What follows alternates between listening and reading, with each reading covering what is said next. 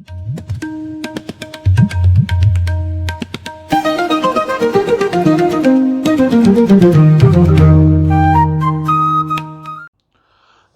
साथियों, डेस्ट एस्ट्रो के एक और नए सेगमेंट में आप सभी का स्वागत है। जैसा कि आप सभी लोगों को पता है कि अब हम लोग राशि क्रम के बाद लग्न राशि की बातें कर रहे हैं। राशियों का अपना स्वभाव क्या होता है, ये तो 12 राशियों की बातें हो चुकी हैं। अब जब यही राशि आपकी लग्न बन जाती है तो फिर लग्न में इसका असर कैसा होता है। जैसा कि मैं हर वीडियो में बताते आ रहा हूँ कि लग्न की राशि आपकी जन्म कुंडली में लगभग 70% डोमिनेशन करती है, उसका डोमिनेटेड एरिया 70% होता है। ऐसा क्यों? क्योंकि लग्न में यदि जिस नंबर की राशि आ जाएगी तो फिर उसके बाद के अन्य घरों में जो है बढ़ते क्रम से राशियों को रख दिया जाता है। जैसे यदि एक नंबर यानी मेष राशि आपकी जन्म कुंडली में लग्न राशि में है तो फिर आगे वृष, मिथुन, कर्क, सिंह, कन्या इत्यादि राशियों का क्रम बन जाता है। आज हम लोग इस राशि क्रम में बात करेंगे 5वें नंबर की जो राशि है सिंह। यदि जातक का जन्म सिंह लग्न में हुआ है तो उसके बॉडी स्ट्रक्चर क्या होते हैं, उसकी मानसिक प्रवृत्ति क्या होती है, उसके जीवन के आफ्टर ऑल हिस्सों में कौन से ग्रह कैसा एक्ट करते हैं, ये सारी चीज़ें हम जानेंगे। विषय को शुरू करने से पहले पुनः एक बार आप सभी से आग्रह कर दूं कि इस चैनल के सेगमेंट यदि आप सभी को पसंद आते हैं तो कृपया इसे लाइक करें, सब्सक्राइब करें और ज़्यादा से ज़्यादातर लोगों के पास शेयर करें। मित्रों, अब आते हैं अपने मूल विषय पर कि यदि सिंह राशि आपकी लग्न की राशि हो जाए, आपके लग्नेश सूर्य हो जाए, क्योंकि सिंह के मालिक सूर्य हैं, तो यदि आपके लग्नेश सूर्य हो जाए तो अब लग्नेश का निर्णय किन बातों से होता है, तो जब पृथ्वी के इस इंटायर अर्थ के जिस भी हिस्से में जिस समय पर आपका जन्म हो रहा होता है उस समय पृथ्वी का अर्थ का अपना कंडीशन, उसकी घूर्णन गति कैसी है, और जिस समय आपका जन्म हो रहा है तो उसके ठीक सामने ये 360 डिग्री के इंटायर में जितने भी राशियां आती हैं उसमें से कौन सी राशि का कौन सा भाग उदित हो रहा है। जैसे कि आपने राशि क्रम में यह समझा कि आपकी पार्टिकुलर राशि क्या है और उस राशि में भी कौन से नक्षत्र चरण में आपका जन्म हुआ है तो कैसा स्वभाव रहेगा, या किन ग्रहों का असर आपकी मानसिकता, सोचने समझने की दृष्टि पे पड़ेगा। उसी तरीके से लग्न भी जब उदित हो रही है तो वह कितने डिग्री की है, उसमें नक्षत्र चरण नहीं होता, लेकिन अगर वह लग्न सिंह की है तो वह कितने डिग्री की होगी, क्योंकि जितने भी डिग्री की वह होगी आगे की अन्य राशियां भी उसी डिग्री के अनुसार भाव में रख दी जाएंगी। अब यहाँ डिग्री से मतलब क्या है कि जब कोई भी राशि अगर भाव संधि में है, जैसे कि 30 अंश की उसकी यदि डिग्री है और वह 28-27 के करीब में उदित हो रही है तो फिर वह भाव संधि में हो जाता है, यानी कि वह राशि लगभग नेक्स्ट राशि तक पहुंच चुकी थी। आपका लग्न जो है वो नेक्स्ट राशि तक पहुंच चुका था। तो इनमें पड़ने वाले सारे ग्रह जो है ना अपना पूर्ण फल नहीं दे पाते हैं। कुछ ग्रह उसमें से पूर्ण फल देते हैं, कुछ अर्ध फल देते हैं, इसलिए उस राशि की डिग्री को भी जानना बड़ा अनिवार्य है। जैसे आज मैं सिंह राशि की यदि बात कर रहा हूं और यह लगन की यदि राशि बन गई और यह अपनी आखिरी डिग्री में चल रही है या फिर शुरुआती डिग्री में है, तो जाहिर सी बात है कि इसके अंदर आगे या पीछे वाली राशि के स्वभाव उस जातक के अंदर ज़्यादा देखने को आपको मिलेंगे अपेक्षाकृत इस सिंह राशि के। तो ये मिला जुला, ये मैं इसलिए बता रहा हूं कि कुंडली देखते समय ज्योतिषी इस बात का जरूर ध्यान दें कि डिग्रियां क्या हैं, क्योंकि डिग्रियों की बड़ी महत्वता होती है। अब हम सिंह की बात कर लेते हैं। यदि सिंह की लग्न उदित है जब किसी भी जातक का जन्म हो रहा है तो देखिए, अगर आफ्टर ऑल देखें तो यह सिंह जैसा कि नाम है वैसा ही तद्भव गुण भी देता है। एक तरीके से आप इसे तत्सम कह सकते हैं कि वैसी ही समानता लगभग आपको उस जातक में देखने को मिलेगी। एक गर्वीलापन उनके अंदर रहेगा, बहुत प्राउडी ऐसे लोग महसूस करते हैं अपने आप को, जो भी सिंह लगन के जातक होते हैं। मानसागरी में एक श्लोक आया है, मैं उसके लक्षण बताना चाहता हूँ कि सिंहोदये पांडु तनुर्मनुष्य पित्तानीलाभ्याम परिपीडितांगम प्रियामिशो रम्य रस सुतीक्ष्ण सूर प्रगल्भ परितो अनश्च।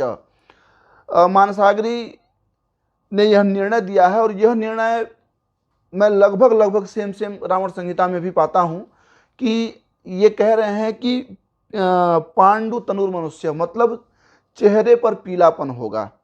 तो जैसा मैं पहले भी आप लोगों से कह चुका हूँ कि देश काल परिस्थिति यह ज्योतिष का पहला नियम है। यह देख लें कि जन्म कहाँ हो रहा है, उनकी जीन क्या है, माता पिता क्या हैं, ये सारी चीज़ों को देखते हुए ही आप किसी की रंग, उसके चेहरे का वर्ण क्या है, इसका निर्णय ले सकते हैं। पर ये मान के चलें कि यदि वह अफ्रीका में भी पैदा हुआ है, मतलब कि सांवला या काला है, तो भी पीलापन उसके चेहरे पर हल्का फुल्का ही सही जरूर दिखाई देगा। यह वर्ण है उसके पूरे शरीर का कि यदि वह सिंह लग्न में जन्मा है तो पीत वर्णी होगा। पित्तानीलाभ्याम, ऐसा ये कह रहे हैं कि पित्त प्रवृत्ति उसके अंदर ज़्यादा होती है। चूँकि हम आगे के विषयों में और बात करेंगे कि अन्य कौन सी प्रवृत्तियाँ इनके अंदर रोगों के हिसाब से ज़्यादा होती हैं। प्रियामिशो रम्य रस सुतीक्ष्ण, आमिष इनको बड़ा प्रिय होता है। यह जो क्या कह सकते हैं, मांसाहारी जो कह रहे हैं, आमिष मतलब होता है नॉन वेज, मांसाहारी भोजन इनको बड़ा प्रिय होता है। लेकिन फिर मैं वैसे कह सकता हूं कि आप उनके पारिवारिक स्थितियों को देखते हुए, जहाँ पे जन्म हुआ है या जहाँ के माहौल में वह पले बड़े हैं, उनको भी देखते हुए आप इसका निर्णय लेंगे कि वो आमिष भोजी हैं या नहीं हैं। तो ये सारी चीज़ें देख ले। मांसाहारी ऐसा कह रही है कि आमिष प्रिय होते हैं, उनको आमिष अच्छा लगता है, यानी मांसाहारी भोजन। सुतीक्ष्ण होते हैं, यह तीक्ष्णता इनके अंदर बड़ी अच्छी होती है। और शूर भी हैं, मतलब कि शूरवीरों की जैसी स्थिति होती है, उत्साही होते हैं, पराक्रमी होते हैं। तो ऐसा आप इनसे लगा सकते हैं। अब इनकी बात करते हैं हम, जैसे कि आकृति, शारीरिक स्थिति क्या होती है। तो अक्सर इनका कहा गया कि एक औसत कद होता है, कहीं पर भी छोटा या बड़ा नहीं कहा गया है, ना ही मझला शब्द प्रयोग किया गया है। औसत का अर्थ ये होता है कि जैसे जिन में यह पैदा हुआ है, उस जिन के हिसाब से न ये बहुत लंबे हैं न ये बहुत छोटे हैं। एक औसतन जो एक आदर्श कद होता है किसी व्यक्ति का, किसी जातक का, तो उसी तरीके से इनका भी कद होता है। पीतवर्णी होते हैं, लेकिन चेहरा कठोर होता है। देखने में चेहरा इनका थोड़ा सा कठोर दिखेगा। आप इसको सोफिस्टिकेटेड टाइप की आकृति नहीं कह सकते हैं। मस्तक चौड़ा होगा। जो दोनों दाढ़ हैं, ये दाढ़, इसे संस्कृत में आप हनु कहते हैं। इसीलिए भगवान हनुमान का नाम हनुमान है। बड़ा ऊ लगा दें, हनुमान। और कहीं कहीं तो प्रयोग उनका हनुमान भी किया जाता है, छोटा ऊ तो उसका अर्थ बदल जाता है। खैर, तो ये जो हनु है, ये जो दाढ़ है, ये दाढ़ आपकी बड़ी उभरी हुई दिखाई देगी। और थोड़ी ये जो भाग है, यह भी अपेक्षाकृत इनसे कुछ अलग ही हटके दिखेगा, एक बड़ा दिखेगा। तो कठोर चेहरा और पूरी बॉडी सुगठित शरीर होगी, मजबूत आकृति देखने में लगेगी। पीलापन सिर्फ इनके वर्ण में, रंगत में ही नहीं होगा, इनकी आंखों में भी पीलापन दिखाई देगा। और किसी भी चीज़ को देखने की स्थिति इनकी ऐसी होगी कि थोड़ा अगर सर झुका करके और सिंह दृष्टि, यानी ऊपर की तरफ दृष्टि करके यह लोग ज़्यादा देखते हैं जब ये किसी को भी देखते हैं। और कंटिन्यूटी, यानी ये इनके अंदर दिखाती है कि इनके अंदर कितना आत्मविश्वास है कि ये जब कहीं भी देख रहे होते हैं तो बड़ा कंटिन्यूटी इनकी बनी रहती है। जो क्या बोलते हैं, आई कांटेक्ट इनका सामने वाले पर बना रहता है। अब ये आई कांटेक्ट से भी बहुत सारे लक्षण होते हैं, जिसमें हम आप अब समझेंगे कि जो मानसिक प्रवृत्ति होती है, इनकी सोचने समझने की इच्छा क्या होती है। तो महत्वाकांक्षी ऐसे लोग बहुत होते हैं। अच्छी बात है, महत्वाकांक्षा सब में होनी चाहिए, क्योंकि महत्वाकांक्षा ही आपको आलस्य से दूर भगाता है कि उठो कर्म करो, तभी आपकी महत्वाकांक्षा पूरी होगी। दूसरी चीज़, बेपरवाह होते हैं। मैंने जैसा कि कहा कि सिंह प्रवृत्ति होती है, सिंहावलोकन दृष्टि होती है, तो सिंह की तरह से ही इनके अंदर सारे गुण मिले होते हैं, बेपरवाह होते हैं। और महर्षि नारद ने जो उत्तर कालामृग और पूर्व कालामृग जो पुस्तक लिखी है, तो उसमें लापरवाह भी इनको कहीं कहीं बताया गया है।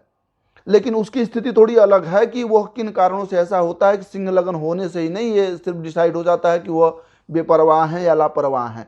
लेकिन जो बेपरवाही है, वो बेपरवाही इनके अंदर जो वह आत्मविश्वास है ना, वो आत्मविश्वास जिसे आप कलेजा कहते हैं, वो इनके अंदर वह बेपरवाही लाती है कि बड़ी से बड़ी परिस्थितियां हो जाए, परवाह नहीं करते हैं। इनको ऐसा लगता है कि हाँ जी, आई हैव टू डन, वो कर लेंगे किसी भी स्थिति में इसको। अच्छा, दूसरी चीज ये है कि बड़े गर्मजोशी से किसी का भी स्वागत करते हैं, बड़ी उत्सुकता से या किसी से मिलते हैं, ऐसा लगेगा जैसे ये कब से उनको जान रहे हैं या कितना अगले का जो है इंतजार कर रहे थे। इस स्थिति ये मतलब लोगों से ये मिलते हैं। तो यह चीज इनके अंदर अति उत्साह जो है आत्मविश्वास से आती है, और ये बड़ा अच्छा गुण भी है इनके अंदर। हमेशा नेतृत्व करने की प्रवृत्ति बनी रहती है। यह अपनी बात के बहुत रूढ़िवादी तो नहीं होते हैं कि जो मैं कह रहा हूं वैसा ही होना चाहिए। ये सबके विचारों का समावेश करते हैं, सम्मान करते हैं, सबके विचारों को सुनते हैं, लेकिन नेतृत्वता इनके अंदर ज़्यादा होती है। और वो नेतृत्वता इनके अंदर वह गुण लाती है कि जब भी यह अपनी कोई बात कर रहे हो तो उस बात को आप मानो।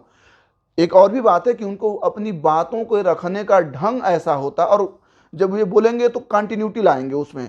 मतलब यह है कि सामने वाले को मौका नहीं देंगे कि थोड़ा बीच में अगर ये स्टॉप करें, स्थिर होकर के बोले तो अगला इनको काट सके, नहीं, वो पूरे सेंटेंस को खत्म करेंगे एक ही बार में। और उसमें यह दर्शाता है कि इन्होंने जो बात कही है वह बात सत्य है।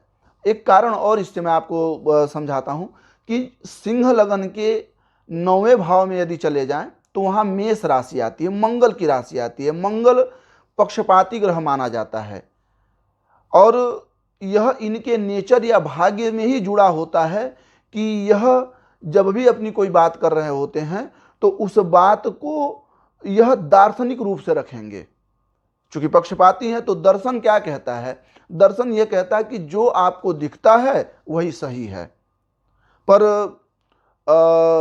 मैं अगर अन्य शास्त्रों की बात करूं, जैसे ओशो दार्शनिक थे, तो बहुत से लोगों को ओशो के विचार कुछ पसंद आते हैं, कुछ नहीं आते हैं, यह अपना विषय नहीं है।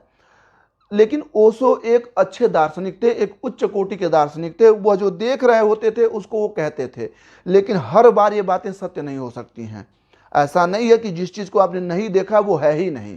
तो सिंह राशि के जातक दार्शनिक होते हैं, इसीलिए यह कोई भी अपनी बात को दर्शन के हिसाब से रखते हैं और इस अपना नेतृत्व मनवाते हैं। ओजस्वी बात करते हैं, इसलिए इनके साथ लोग वैसे जुड़ते भी जाते हैं, काफी लोग इनसे अट्रैक्टिव होते हैं।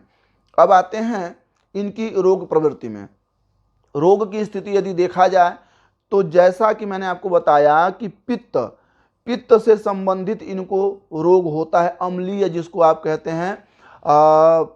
एक तरीके से आप ये मान लीजिए, जैसे आपका भोजन न पच रहा हो तो आपके गले में जलन होना, ये किस कारण से होता है? वो जो अम्ल बनता है आदमी के मतलब जातक के शरीर में, उससे।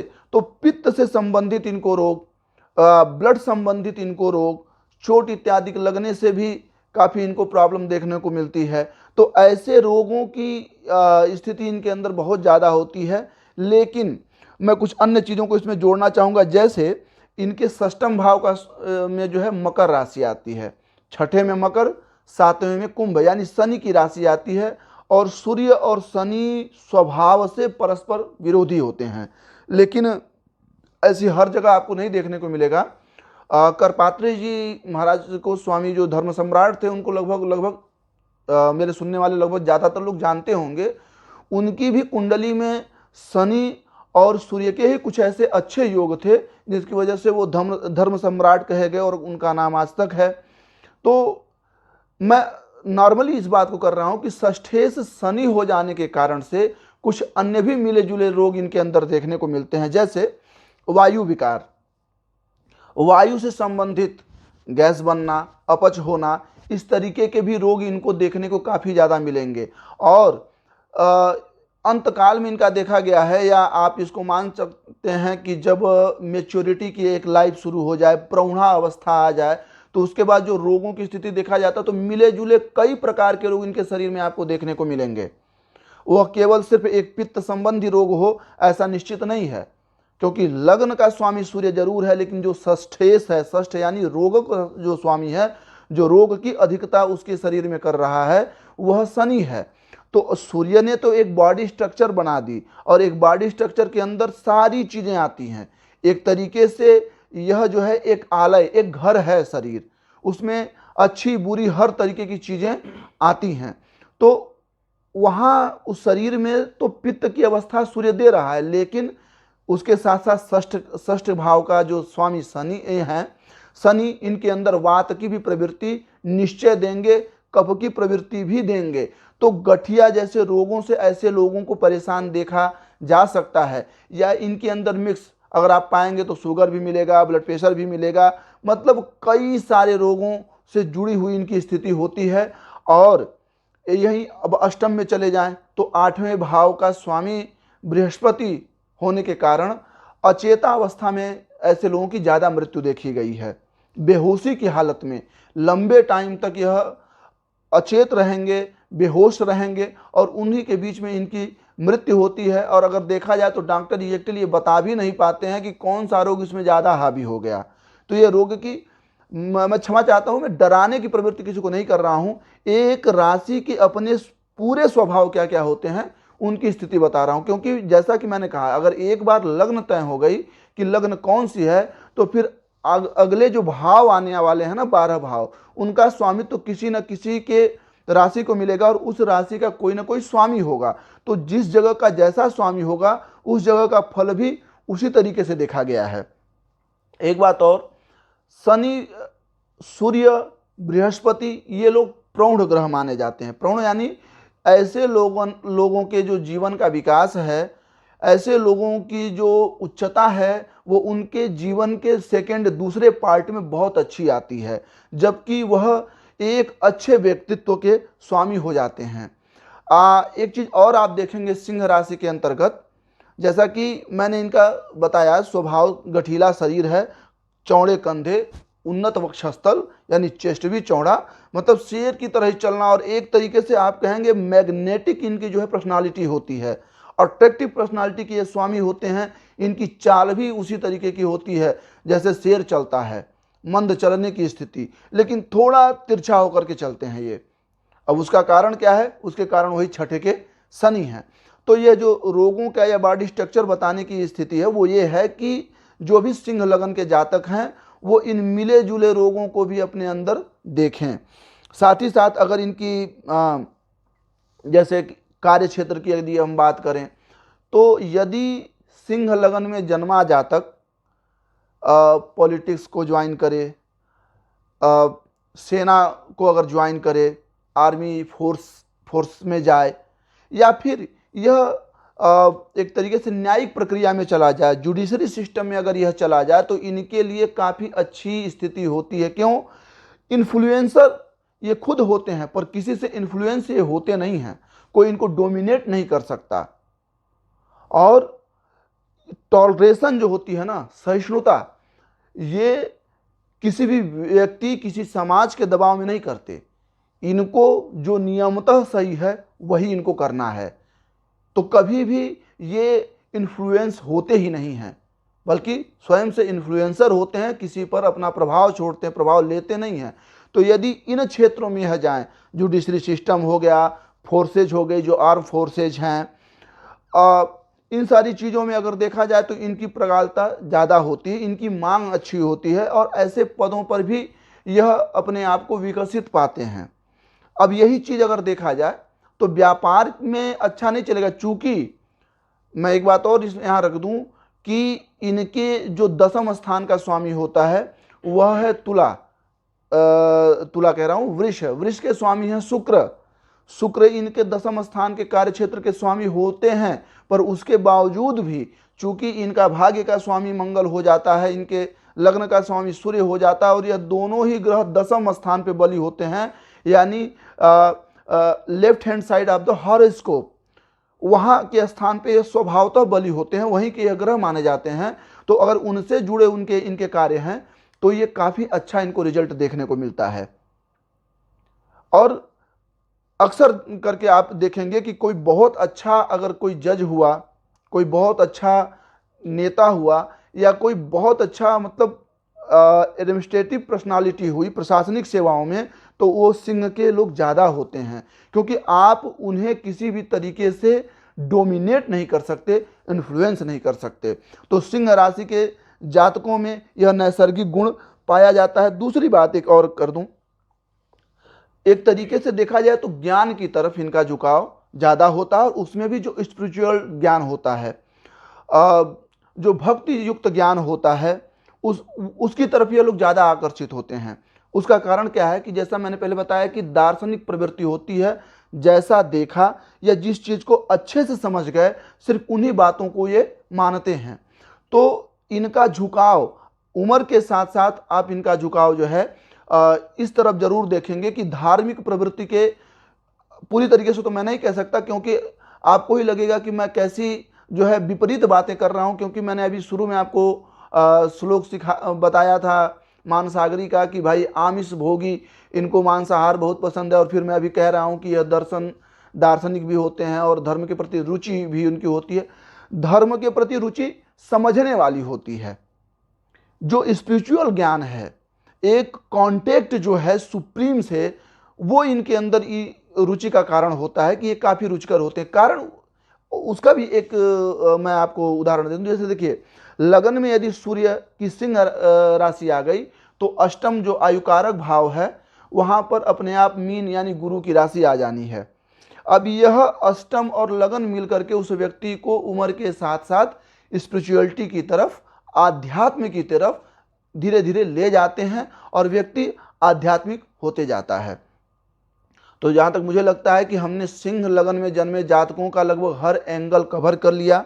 कर्म क्षेत्र आपको बता ही दिया, और कर्म के बाद अब चूंकि बुध इनके इनकम के स्वामी होते हैं तो वहाँ की विषय में इसलिए मैंने नहीं बताया क्योंकि आप लगभग 99% 99% हॉरोस्कोप में आप ये देखेंगे कि लगभग बुध सूर्य के साथ ही होते हैं। और वैसे भी अगर आप भ चक्र में देखें तो जो सूर्य के ठीक बाद वाला जो ग्रह पड़ता है वह बुध ही है सूर्य के बाद का, लगभग 50 million kilometre so far to sun. तो उसमें क्या होता है कि बुध अपनी स्वतंत्र जो है प्रभाव जातक के ऊपर डाल नहीं पाता। तो मतलब क्या है कि वहाँ का भी जो प्रभाव होगा वह सूर्य ही देंगे। तो इसलिए मैंने उस इनकम क्षेत्र की बात नहीं की, कर्म क्षेत्र की मैंने बात की, क्योंकि लोकेशना इनके अंदर भी ज़्यादा होती है, नेतृत्व की भावना होती है। यह जीवन में ना पैसे से ज़्यादा नाम कमाते हैं। पैसा तो उनके पास सो मच ही तरीके से होता है जिससे जीवन यापन हो गया। बैंक बैलेंस तो मैंने बहुत कम ही देखा है सिंह लगन में जन्मे जातकों का, लेकिन क्षेत्र में नाम इनका बहुत होता है। यह जिस क्षेत्र में भी रहेंगे बहुत लंबा चौड़ा नाम कमाते हैं। तो इनके लगभग इस एंगल से भी आप देखें तो वही कर्म क्षेत्र इनके जीविका का भी क्षेत्र होता है। 7th हाउस, जैसा कि मैंने पहले बताया कि शनि 6 और 7 दोनों के लॉर्ड हैं। तो वैवाहिक जीवन सो चलता रहता है, चूंकि यह एक पत्नीगामी होते हैं और पत्नी से प्रेम भी करते हैं, पर फिर भी चूंकि इनके अंदर वो जो क्या बोलते हैं आप, दिखाने में जो है रोमांस होता नहीं, इसलिए इनके वैवाहिक जीवन में भी कटुता से ही दिखाई देगी कि ये बड़े कठोर हैं इसके प्रति, पर ऐसा है नहीं। वह एक पत्नीगामी और पत्नी को प्यार करने वाले ही होते हैं, लेकिन चूंकि शनि बैठा हुआ है तो हमेशा ये दिखाई देगा कि यह दोनों विपरीत स्थिति में हैं। तो लगभग हमने सिंह के लगन के सारे एंगल को कवर कर लिया है। अब इससे जुड़े यदि आपके कोई प्रश्न होंगे, कोई शंका होगी, तो आप कमेंट के माध्यम से ज़रूर पूछ सकते हैं। और फिर पुनः आप सभी से एक आग्रह कर दूं कि यदि ये सेगमेंट आपको अच्छे लगते हैं, उपयोगी लगते हैं विशेष करके, तो आप इसे लाइक, सब्सक्राइब और शेयर करें। साथ ही साथ कमेंट के माध्यम से हमें बताते रहें कि अन्य किस विषयों पे चर्चा करनी है, ताकि हम लोग उस एंगल को भी इस वीडियो के माध्यम से रख सकें। धन्यवाद।